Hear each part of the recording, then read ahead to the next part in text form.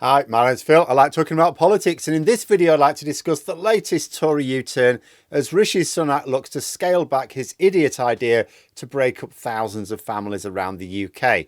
It's a story that was only made possible by Rishi Sunak's completely amateur approach to politics. But first, if you'd like to be notified of daily news and politics, please subscribe to the channel. So, I'm getting the impression that when Rishi Sunak eventually retires from politics in about, 3 weeks, that his memoirs should probably be entitled How Not to Do Politics. So as a special Christmas treat, what Rishi Sunak's done this time is he's decided to split the Conservative Party again. The Home Office have announced through a question in Parliament that it plans to require foreign partners to have an income of £38,700 in order to be permitted, like the family visa, to be phased in. So they had announced that we're going to massively ramp up the threshold required to have this family visa, and now they're saying, well, we're going to phase it in. We're going to start it at £29,000, which is still too high, of course, but it's a recognition that the policy is a bad one socially and economically. It's also a bad policy politically, because let's just look at the politics. Yes, the far right are calling for tighter measures where immigration is concerned, including measures that will harm our economy. But there was no call for this. Don't get me wrong, they loved the policy, but they weren't specifically calling for it. And when the government announced it, it's not like they went, oh, you're too weak on migration. It's like, oh, no, we like that policy. Oh, like, we'll give you time. We'll give you some rope. No. They attacked him anyway. It's a case of a bad policy which didn't even help him politically.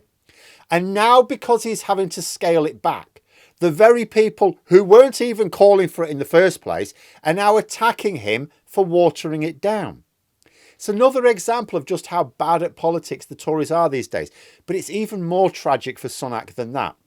Because I'd seen reports a couple of weeks ago that the government only adopted this policy of raising the earnings threshold for foreign partners of British citizens to stop Robert Jenrick resigning.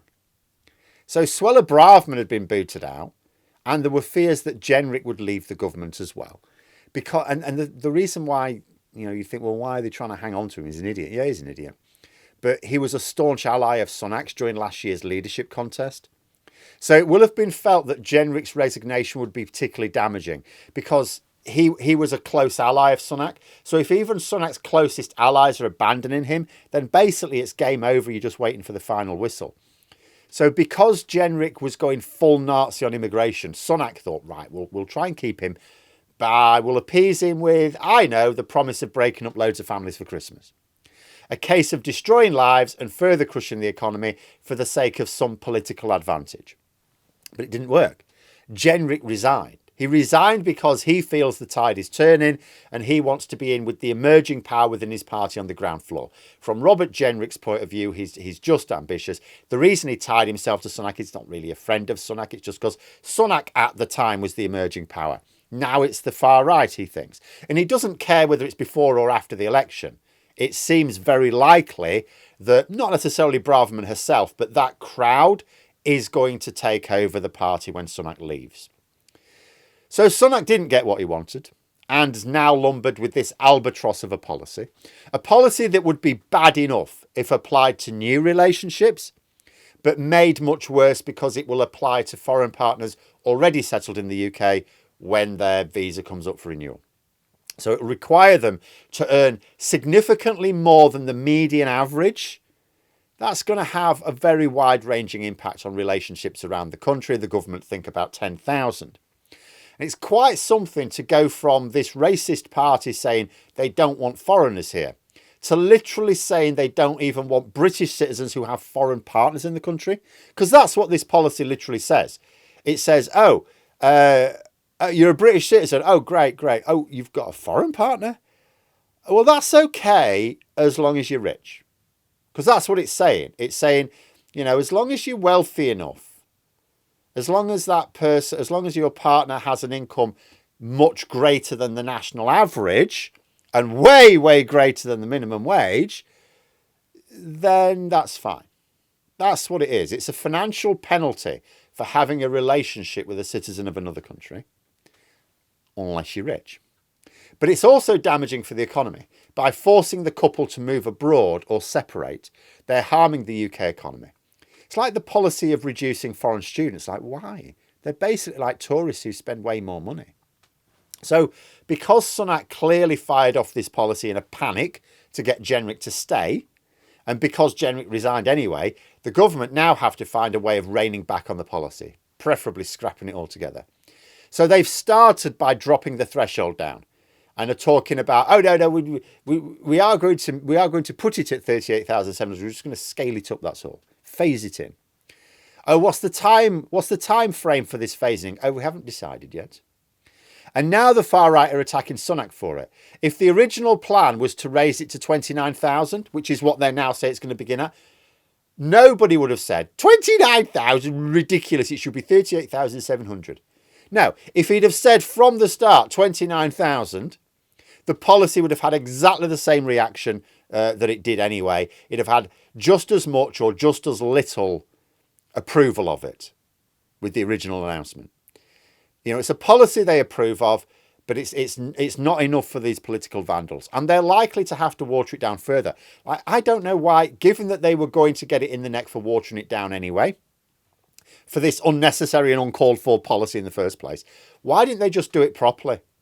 If Sunak wanted to get out of this mess, it's like, okay, set it at 29,000 and say you'll ramp it up to 38,700 over time, which is what they've done. But make it only apply to those applying for this family visa for the first time. Have existing holders of the visa stay on the existing threshold when that visa comes up for renewal, assuming there's no break in it. They could have just done that. That way, you at least don't break up existing families who already have this visa, and the policy is in place only for a short while before it's Labour's problem to deal with.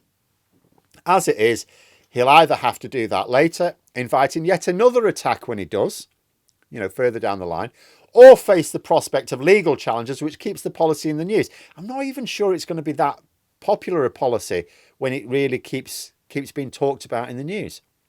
It's an absolute classic from Sunak here. It's a crap policy that he knows is crap. This isn't just like a crap policy, like good politicians come up with crap policies, but they think it's a good one. It's a crap policy that he knows was crap from the start, that wasn't consulted on in advance. The reason it wasn't consulted on in advance, because it was a knee-jerk reaction to averting a sensitive resignation from his government. The resignation happened anyway, and now Sunak has made what was a problem a catastrophe by actively giving the far right even more ammunition as well as Labour. When he announced this policy, it didn't help him, but now scaling it back, it works in both the far right's case and Labour's case. For the far right are attacking Sunak for being weak on immigration. Labour are attacking Sunak for having a chaotic approach to government. A policy was announced, then a couple of weeks later, it's been modified. And then, even when he does scale the policy back, he misses an opportunity. If the government said it's only going to apply to new applicants, it wouldn't attract any more criticism. He's not being attacked because he's watering down a policy they didn't even ask for. He's being attacked because he's given them an opportunity to attack him. The attack would have been the same if he took all of the sting out of the policy in one move. It's just an absolute shambles. Do you know what this reminds me of? Years ago, the Premier League club. I've had to look this up because I couldn't remember which team it was. It was Southampton, right? They were conned into signing an amateur player. They thought they were getting this international thoroughbred, and they basically got the equivalent of me. And he actually got onto the pitch. They played him. He played a few minutes of the match and was so awful, they had to substitute him immediately. Ali Dia, I think, was the man who managed to get on the pitch for a Premier League game, but whose skills would not have seemed all that impressive in the Sunday League. That's what Sunak is.